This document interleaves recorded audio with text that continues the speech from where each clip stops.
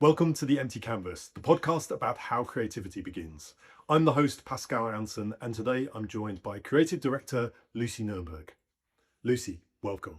Thank you so much. Is creative director okay? I actually loved that you said that. Oh, really? Yeah, I mean, that's not something I generally say for myself, but I think that is the Well, overarching title that would best describe me. I don't want to label you as that, really, but I felt like it's important just to start somewhere. So if you want to kind of explain a bit more that you do more than just creative direction.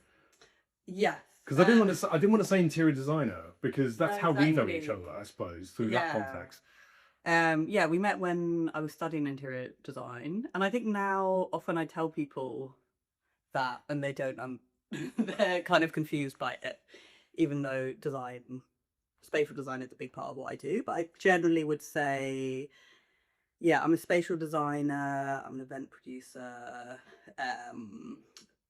But I do many different things. See, I suppose from the outside, I see you as a spatial designer primarily because that's how we know each other. But I think that your background was in graphic design or So my background, originally I studied illustration, Oh. and then I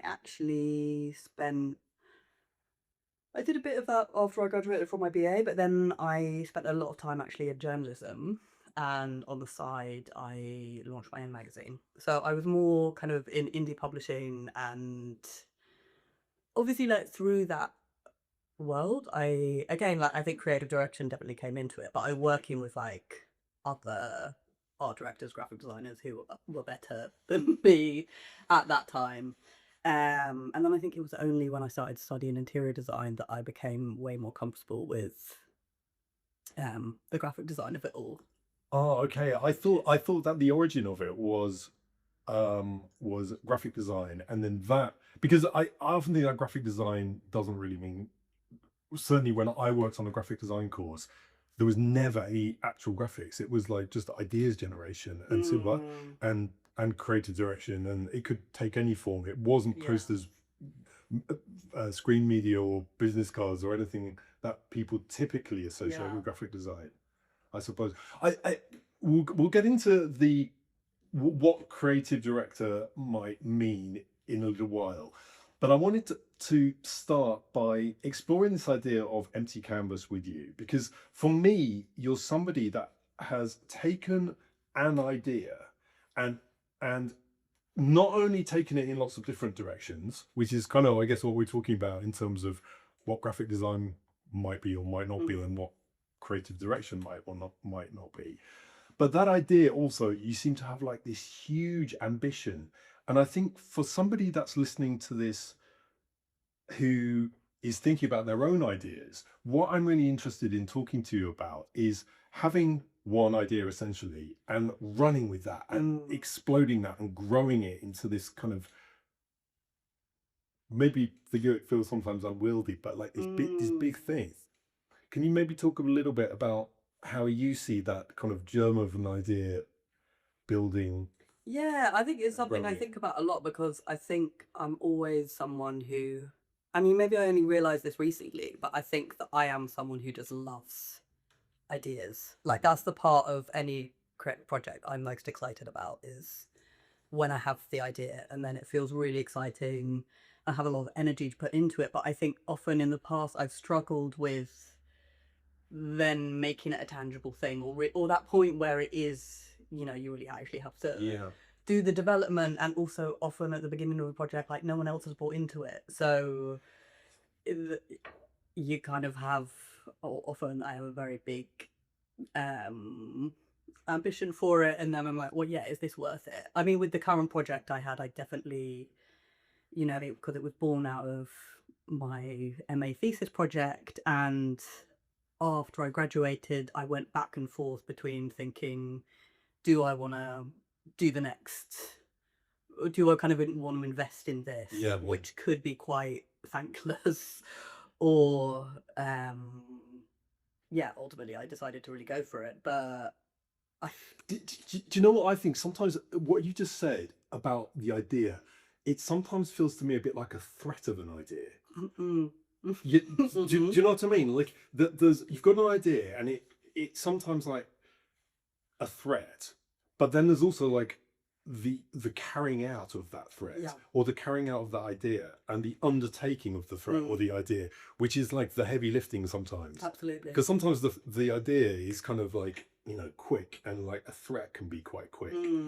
But then actually you've got to see it through, and you've Exactly. got to, and that's when the heavy lifting happens. Yeah, and I often think that like a lot of creativity is also about delusion for me personally. Healthy So, delusion sometimes. Healthy delusion, but yeah, so often it is when you're coming up with this idea, I think you have to, it's like before the kind of logical brain has kicked in. Oh my goodness, absolutely. Yeah, you've got to believe it. You have to believe it, and then you get to that point where you're like, okay, well, how am I going to carry this out? And that's when it starts feeling daunting. That's when it's a threat. So then I think there's something like, if you've got, there's really interesting what you say about the delusion, because I think sometimes if you've got so much information like an engineer about how to do something, your creativity is a little bit limited, because there's always a voice going, no, that's not going to work, or like, or if you've got a very hard business mind, it'll be like, well, that's not going to work because people aren't going to believe it. Exactly. And there's something really nice about having a kind of naive creative mind, where you maybe see it as delusional. I think I maybe see it as sort of playful or naive, where you just think, okay, I don't care about whether it's going to work or not, or whether people are going to buy this thing. I just want to do the idea first of all. Exactly. I think I've always enjoyed because I think I have a tendency to be an overthinker and a perfectionist. I'm a Virgo.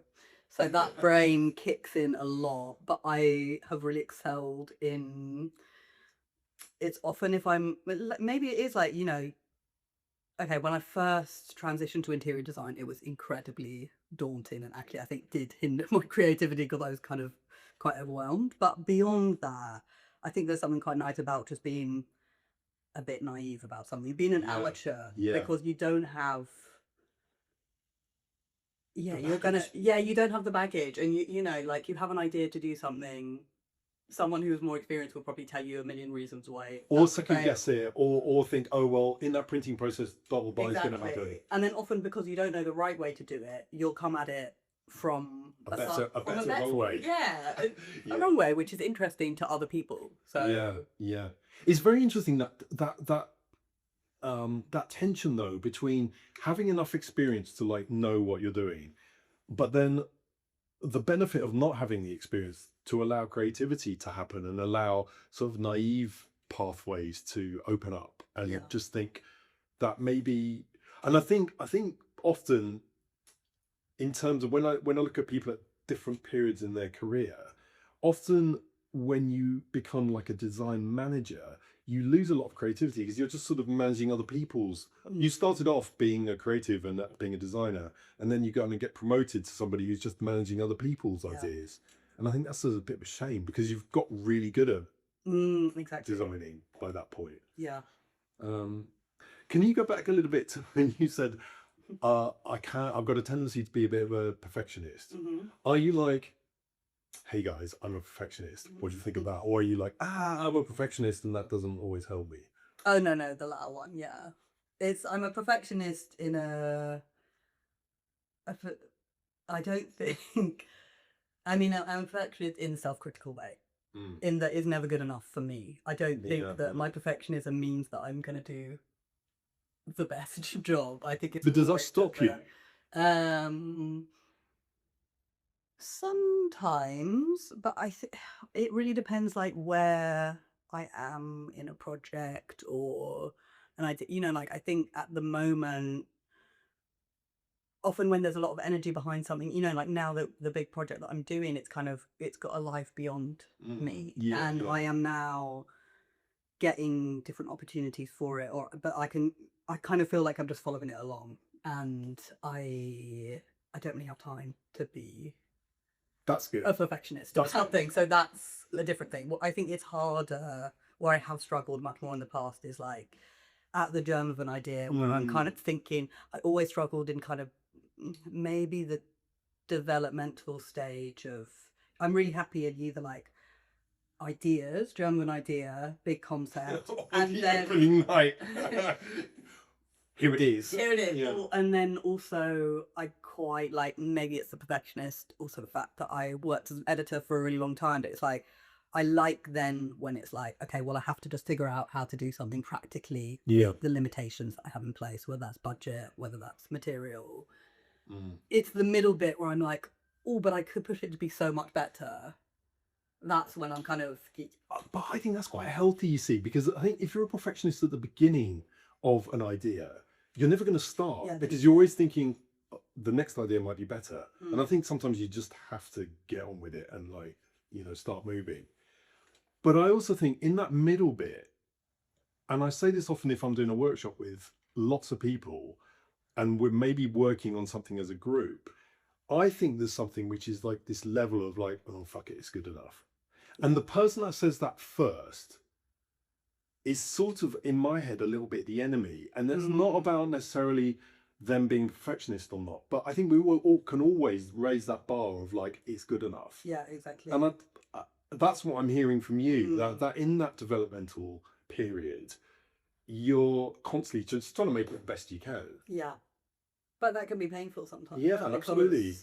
Because it's easier to stop. It's a lot easier to stop and go, okay, it's fine. Yeah. And yeah, it's hard to know sometimes, but you know, like, I feel like often why I do so much extra work that no one, you know, I run club nights. I'm always like, for the last one, we spent 3 weeks making like a giant textile protest banner for the club and did a big ribbon cutting opening ceremony for it. No one cares, you know, like, it's nice, but yeah, no one sees that. But no one, but that's just a thing that, yeah, I don't know. No, I think I understand. I'm clearer about what you mean, and I think it's good that we've talked a little bit about your attitude in terms of things being good enough, or whether that's perfectionism, or whether it's just, you know, arguably something that is just of really good standard and good quality. I think another thing I would like to ask you about is about your particular spirit that you approach a project with, because I also feel like there's an idea that lots of people might have, and they might be similar or they might be exactly the same, but I feel like you've got a very particular spirit when you're developing that idea and when you're growing and nurturing that idea. And for me looking at you and your work, it feels like it's quite a kind of slightly rebellious, punky attitude and spirit. But that's my perception. I think that is true. I think because of the nature of the work that I do, you know, like creating queer spaces, but specifically for like the Dyke and Flinter community, who I think are often marginalized or not really represented. I think there is a bit of there's a cheekiness about that, which I really enjoy. I think there's a thing of like, oh, no one expects us to take our space or do things or like have our own style. Or be like this. Yeah, it'll be like this. So we're going to really push that. I also think that and you probably see that in me, because when we met and when I was studying, and I did feel really like an outsider on that course, because I didn't know what I didn't have an interiors background. I didn't have an architecture background. I kind of knew it, like back to what we were saying before. It's like, I knew I didn't I couldn't lean on, I didn't have the toolkit. I didn't have the experience to know how to do things the right way. Yeah. So I had to lean into, let's do this from a completely different angle. So that's interesting. That if you, I love this about saying you don't have the toolkit or a conventional toolkit, and then you have to lean on another attribute or asset or something else in your toolbox to kind of stand out or make a statement. And maybe that's what I see. Maybe that's maybe in a setting like that where there is a kind of traditional approach that people can take, that is kind of, you know, they've been working on for a long time. If somebody comes into it adjacently, then maybe you do need to tap into something that those people don't have. Like, okay, so if I can't do lots of technical drawings and perfect models and renderings and animations, then watch out, because I'm going to do I'm going to do this, and maybe that's going to be your strength. Yeah. And it took me a long time I mean, it was a 2-year course. It was only towards the end of it that I realized that the tools that I could bring in. And that's so powerful. I mean, I feel like that once you realize that power, and it's not it's an asset, it's not a hindrance, then like you can kind of do anything. Exactly. See, I think just going back to that thing of if you don't have a lot of experience in something and you're kind of naive, I also think that not having that baggage really frees you up, and you can kind of do anything. You can break rules. You can do things that people haven't done before that are sort of wrong or stupid. Yeah. And I think it's quite difficult to hold on to that and not lose that, because the more experience we get, it's kind of the more sensible we get. Exactly. Yeah, I know. I'm always trying. I think about that a lot as well, of like how to preserve that energy.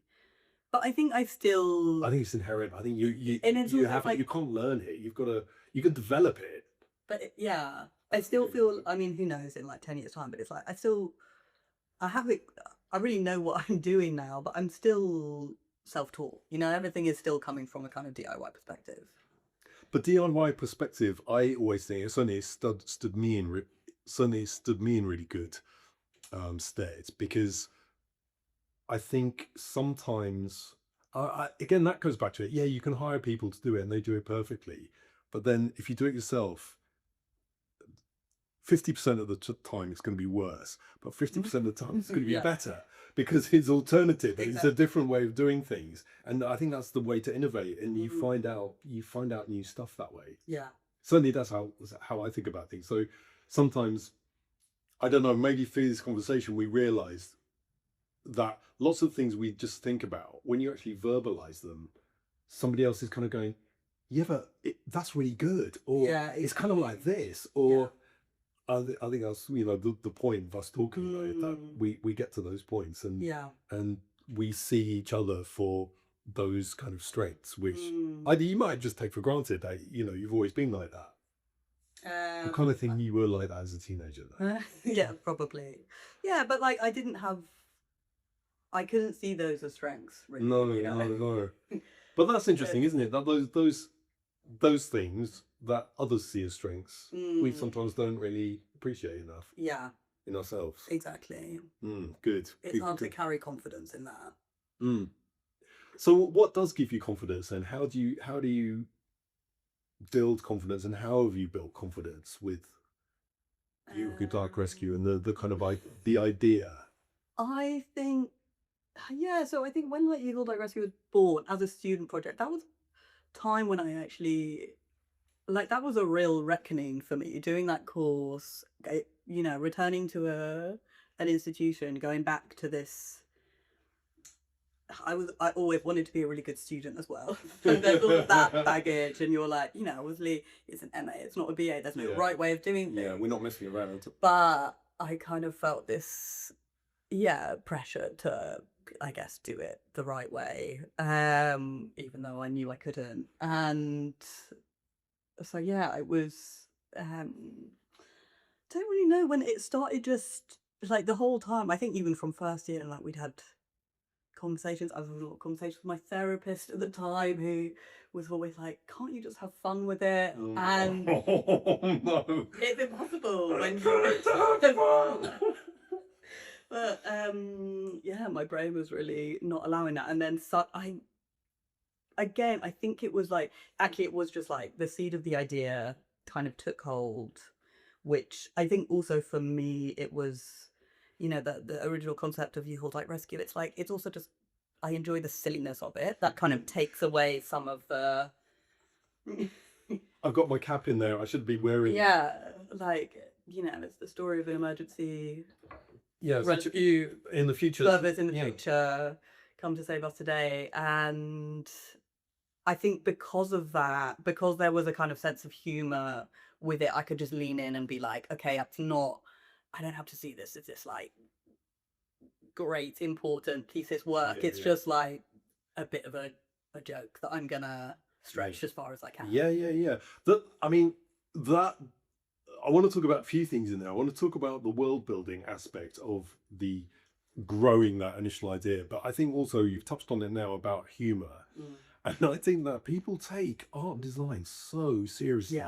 And there's there's very little room for, or I see very little room that people make for humor, because when you say it started as a joke, I think people can take that as a kind of throwaway line or a one liner. And I think sometimes design can be a one liner joke. Yeah. I don't see that at all with what you've done, but I see humor in it, definitely. And I think what I see is that humor allows you to do so much. Whereas if it was really kind of strict or following guidelines or, you know, something, you've built in lots of things into the idea which allow you to behave in a certain, well, I think, very free way. And part of that's humor. Yeah. Part of that is serious activism, but part of it I is think also that's it. I humor. think it was very helpful for me. And I think it's also, it's not just, you know, I feeling the seriousness of doing an interior design project, which was something I didn't have a lot of experience in.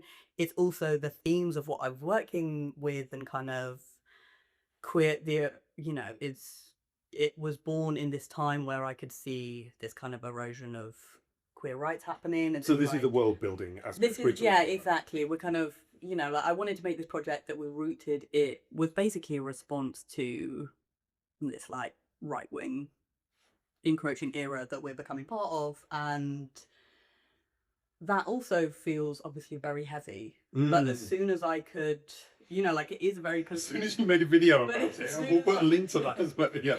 As soon as I could like channel it through humor, that just, Yeah, it was freeing, you know, and it continues to be. Yeah. Because, yeah,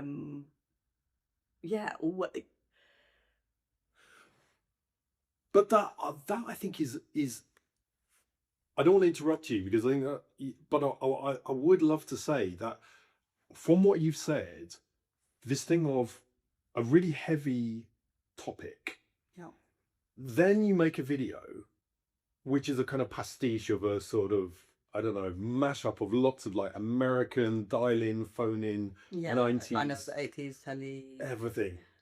yeah. That then wasn't a piece of interior design, but that video allowed you to kind of say, I think that you set the stage with that video. And with that, how long is it? 2 minute clip or something. I think what is so interesting there is that's the laying of this foundation that then everything grows from. Yeah. Because there's maybe a bit of graphics in there. And there's, of course, production design and acting and sound design and lighting and all that kind of stuff. But that's, I think, a very interesting starting point and a kind of ground zero for an idea. That's really funny, but also addressing a really serious topic. Exactly. I think, yeah, for me, like a story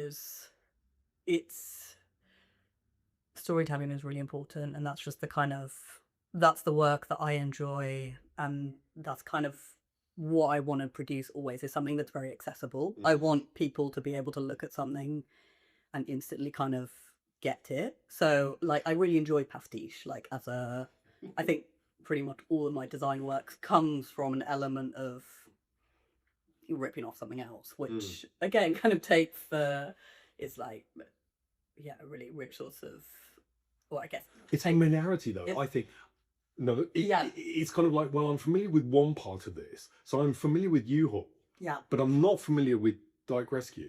So when I put those two things together, I think it makes people really curious. Exactly. But it's not completely something that I have to go and Google, because I know what each part of that sentence or each part of that title means, and then my brain starts to figure out like, well, what's that? Exactly. Because some of it's familiar and some of it's not. Yeah, I think that's really actually like all of my work. I kind of realized, and when I came up with the very first idea of it, and I was kind of stuck at that stage, what I had realized in myself was that like I get most inspiration, or like my best ideas come from putting two things together that aren't necessarily meant to be.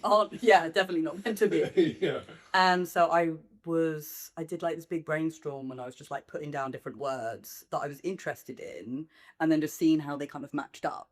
And You Was Like Rescue came from, I had like queer transport, And Yeah. I literally wrote them, and then I was like, oh, it's a moving service, but it's also run by lesbians, and it's, you know, it's a getaway van, and there's a cat cafe, and like, you know, it just Yeah. like everything else just flowed from that. Really, really. Yeah. So from that, so I want to take this apart because I think this is really important for people who are thinking about ideas about this bit. And I know, like, you just talked about it in a very kind of fluid way of like, I did this and then I did something Yeah. like spouted for, but there must have been a lot of information in your head that then when you got these two things that maybe weren't meant to be together, like unlocked something. So that then there was a cascade of like, oh, Absolutely. there's this and this and this, and I could draw on that. And then that kind of doesn't come from nowhere. That comes from a lot of things that have been going round and round. Yeah, like at that point, obviously, I'd been doing months and months of research, and a lot of that research was quite heavy. You know, I was looking at queer history, I was looking at different activist groups. There were separately lots of like design references that were going into this. So I don't know, like for me, I'm just like quite a words person. So that exercise was useful for my brain, and I can't say exactly like why that untapped it, but obviously there was all the other stuff that had clearly been ruminating in the That background. must have felt so good, that moment when it Yeah, it was a clicks. big relief. Yeah. I think those kind of moments of where an idea germinates. I talked about this in an earlier podcast about it feeling. I like to let all those things I've been thinking about, which are now suddenly sort of like falling into place, build up inside me before I start to draw or write or something. I'm very interested in what you were saying though about words are important and also storytelling being important. When, as a designer, when you say storytelling is important, what do you mean by that exactly? What does that look like? I think, I think that the interior design that I do is always kind of world building. You know, like I'm often working like within festival contexts or even within the club or whatever it is. It's like I want to create a slightly alternate reality. And so for me, I find it helpful always to draw on references from elsewhere. So it's just about, but yeah, I mean, like You Will Like Rescue, it continues. I enjoy the fact that it is still this kind of fictional thing that I'm playing with. And, you know, I have people who work at all of my events who are the staff of You Will Like Rescue, but obviously Is it fictional though? it is and it isn't. Yeah, right. That's, you know, but that's surprising when you say it's fictional because it's at some very point, tangible and real, but also there is this element of pretend. It's like, you know, I thought a lot about when the project was kind of first taking off of how important it was for me to, because when we were developing it as a university project, it was like the story was everything, and it was quite like a not a complex, but like a deeply thought out story, which I told as like a final presentation, and then obviously it's removed from that world. It's just a, you know, like I have this touring festival venue that pops up, and I was kind of aware of like how much do people know that actually You Will Like Rescue is 20 years in the future. Like do they need to know? they don't need, I think not, but I kind of wondered at the start of like, oh, maybe I should be making more videos to kind of Explain. at the same time as doing the real events, like we have this kind of constant this other narrative that is showing them. But I don't think it matters really now. It's I kind of get what you're saying because I think if you've got if you're trying to tell a story, you're trying to get people to buy into it and suspend their disbelief that what is happening outside is not part of this narrative, and to try and, I always see it a bit like a parallel universe.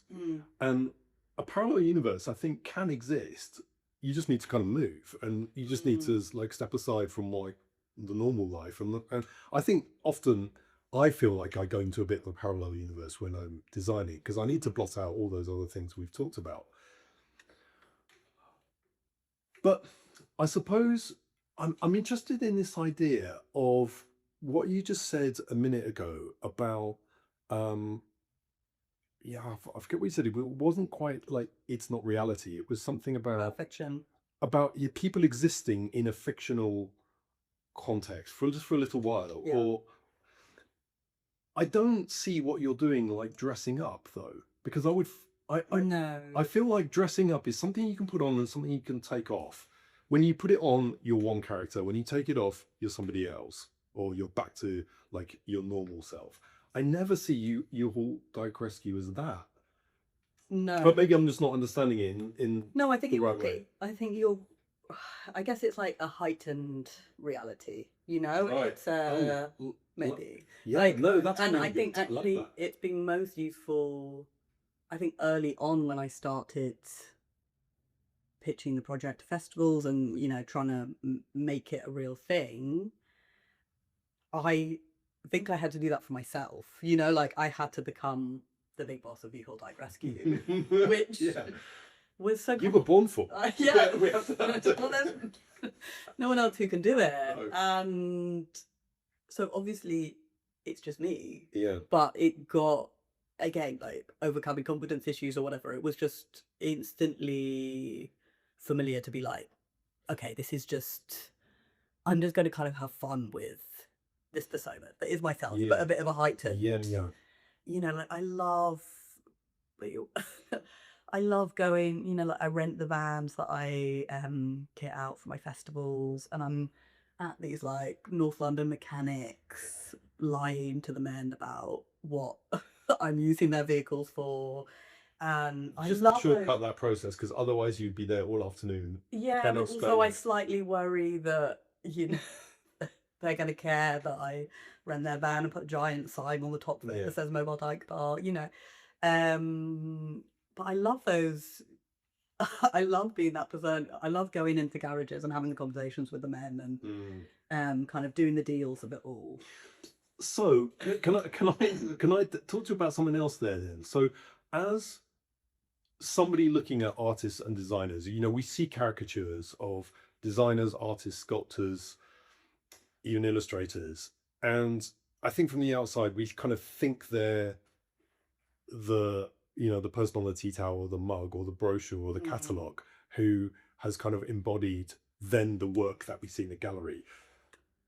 I'm sort of interested in this idea that you kind of crank yourself up to like Lucy 1.5 or 150% of Lucy in order to be in charge of this thing that you've created. I think that's really interesting because it's part of you and it's an extension of you, but it's a like 150% extension of you. Exactly. I think also it's important to me that, or I kind of knew that I wasn't, because I think when you're saying that about artists or designers, and also just like the world that we live in, it's like I think as a creator often you also have to be a brand. Yeah. And I know that, but I also, especially with Eagles Like Rescue, it's like I'm not the center of attention. I've orchestrated it in a way that I hire people who are incredible performers, incredibly funny to like hold a megaphone and kind of host my events. I want to be in the background, but I think, as you're saying, it's like I still need that to kind of come off that. Yeah. And for everyone who I'm working with to kind of buy the vision, it's like I know that I have to be I have to like play up this idea of the You boss. have to You know that it's like yeah. It's getting other people to be excited about what you're doing. You have to walk the walk because otherwise it doesn't feel authentic. It feels like a play or like a stage play. Yeah. And I think that's maybe the difference to what I was saying about dressing up and taking it off. What I'm hearing now is that in order for this fantasy to come alive, it's authentic because it's an augmented version of you, and by extension, that then has a trickle down effect, or it pushes the event to be 150% augmented version of reality. Yeah. But that's a really good message, I think, in order to help people understand how to be really ambitious and really go for Mm, something 150%. yeah. Can we talk a little bit about the aspect of the brand? Because again, from somebody looking into your work, it feels like if I asked you as the creative lead, the creative director on this, to tell me what a shoelace, a cup, a coaster, a flyer, a lamp, a sign would look like, you would have the answer like that. Because the brand aspect of that seems Mm, so kind of complete and rich and figured out. Um, Getting to that point from an idea, I think, is really astounding for me, and really, mm, it's really remarkable to see the kind of thoroughness of the yeah. idea that you're developing, and I'm sure it's still ongoing. Of course it is, and yeah, it grows all the time. And I'm interested in this as well because I I think I used to struggle. I remember when we were having some tutorials together, like one of a thing I always think about is the suggestion that you made, um, which was like we were kind of talking about what lesbian interior design looked like, and you were saying there's no reference for this. You're like, what if your final project could be a coffee table book of lesbian interior design? And I loved that idea, and I also had no idea I think how to do. I had no idea what No, that was exactly. You like. have no idea, and I think like something like that feels so, or to me at the time felt very daunting. And like it's like I still would not be able to claim that I could ever do that. Not I yet. not yet. No, but it's like I guess yeah. For me with U-Haul, I there was something. I'm trying to work out like when it started to click and be quite natural. I think it was because, yeah, it was sometime in developing the idea that the references just felt kind of pulled into place. And I think it is just having, I guess, so many of these references are so commonplace, like I'm drawing on mechanics. I'm drawing on these like kind of hyper masculine environments, but with a yeah, there are a few different things going on. There's like history of like queer activism and protest posters. There's like just my love for neons and kind of eye-catching things. And then there's the very, um, I guess, seedy world of battery garages, but also and the kind of like aesthetics of that. In my mind, they all just connect and make sense. And now that I've started building a language, it's like anytime I need to adapt it to a new environment, It's all there. it's all there. I Yeah. kind of have all the pieces in the back of my mind, or I look up a few more references. But do you think that's because you've also been curious and looking at these things for a long time? Yeah. And whether it's documenting them through very particular photography or just kind of snaps on your phone, you've built up a library of language Hmm. subconsciously, even consciously and subconsciously, so that when you're asked to do something, you can kind of just pull it down and be like, well, that's what the shoelace looks like. That's what the coaster looks like. Exactly. I think so. Yeah. I think that process is going on all the time. But yeah, I guess it was, I can't, some of these environments I probably wasn't that interested in before. Or maybe I didn't realize I was that interested in Mm. like garages, construction sites, for example. But then once you start tuning in, um, yeah, you You see have it it all there. everywhere. You see it Yeah, everywhere. yeah. You Yeah. see it everywhere. And you're kind of your sensitivity to those visual stimuli is kind of like, oh look, there's one there. There's one there. That's Exactly. and you start to kind of see it everywhere because of the filter, your Yeah. Senfao filter. I love that thing about design or creativity generally. It's like, sometimes, or especially when I was studying, like I would do a project that was very specifically using like one type of material. And it would just give me such a new lens on that thing. And then just walking around the city, you're fascinated by the representations of that thing that you Mm. is everywhere that you've never thought about before. Yeah, yeah, yeah. That's a good moment to pause, I think. I have got some rapid fire, this or that, to finish with. Love. Um, I've got about 12 of these to go through. So if you can just give me an answer without thinking about it too much. So when you're designing, would you do ideas in pencil or marker? Marker. And do you work with in an analog way or digital way? Analog. Monochrome or colourful? Colourful. Big sketches or little sketches? Medium sketches. Okay. And do you work with loose sheets or pages in a sketchbook? Sketchbook. And do you keep mistakes or do you bin mistakes? Keep mistakes. Okay. And just in terms of how you are as a creative, do you think then do, or do and then think? Think then do. Really? Oh my gosh, I would have said. I thought you were going to say the other one. Anyway, it's fine. But I think it's maybe like. I kind of think like you'd be like, I'm just going to do this thing of like, if there's chaos, then like let it happen, bring it on. I think there's always, unfortunately, a lot of thinking that has taken place before that point. Okay. Even if a lot of it is kind of what we're talking about, of that thinking has been going on for months. Okay, so that's the thing. That's the thing to do. Okay, creative chaos or calm order. I would like it to be calm order, but it's chaos. Okay, good.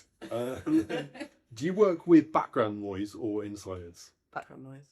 All right. And is something finished or never finished?